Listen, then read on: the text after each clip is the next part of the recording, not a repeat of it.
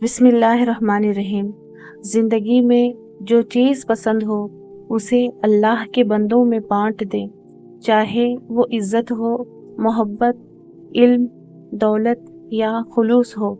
اسے اپنے تک محدود نہ کریں، اسے راستہ دیں تاکہ وہ اسی راستے پر پلٹ کر دوگنا چوگنا ہو کر آپ تک واپس آ جائے۔ بس اس میں صبر اور انتظار شرط ہے۔ آخر میں صرف وہی آپ کے ساتھ رہیں گے جنہوں نے آپ کی روح کی خوبصورتی کو دیکھا ہے، اور وہ جو آپ کے ظاہر سے متاثر ہوئے وہ چلے جائیں گے۔ انسان کو اپنی روٹین لائف بورنگ لگتی ہے، لیکن روٹین اصل نعمت ہے۔ روٹین کا مطلب ہے صحت سے رہنا اور عافیت میں رہنا ہے۔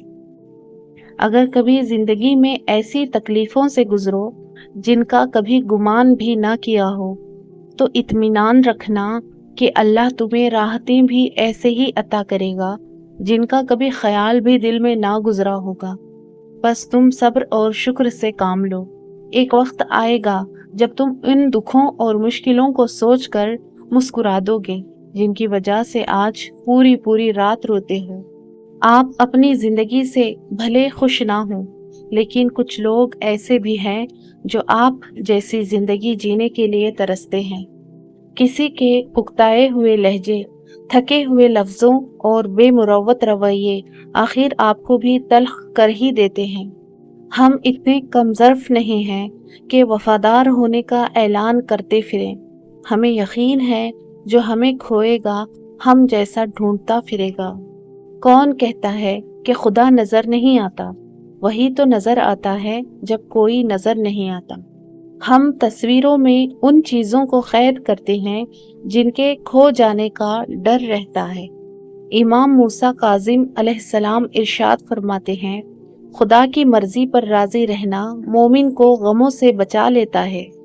شکر اس مقام کو کہتے ہیں جہاں اللہ کی رضا اور آپ کی خواہش ایک ہو جائے۔ اجالوں میں مل ہی جائے گا کوئی نہ کوئی، تلاش اس کی کرو جو اندھیروں میں ساتھ دے۔ جن لوگوں کی تنہائیاں پاک ہوتی ہیں ان کی دعائیں کبھی رد نہیں ہوتی۔ بے شک جوں آدمی دوسرے آدمی پہ انحصار کرے گا، اللہ سے اتنا ہی دور ہوتا چلا جائے گا۔ کسی کو معاف کر کے اچھے بن جاؤ، مگر اس پہ دوبارہ اعتبار کر کے بے وقوف مت بنو۔ دوسروں کی مدد کرنے کا وقت کسی کے پاس نہیں ہے، لیکن دوسروں کے کام میں ٹانگ اڑانے کا وقت سب کے پاس ہے۔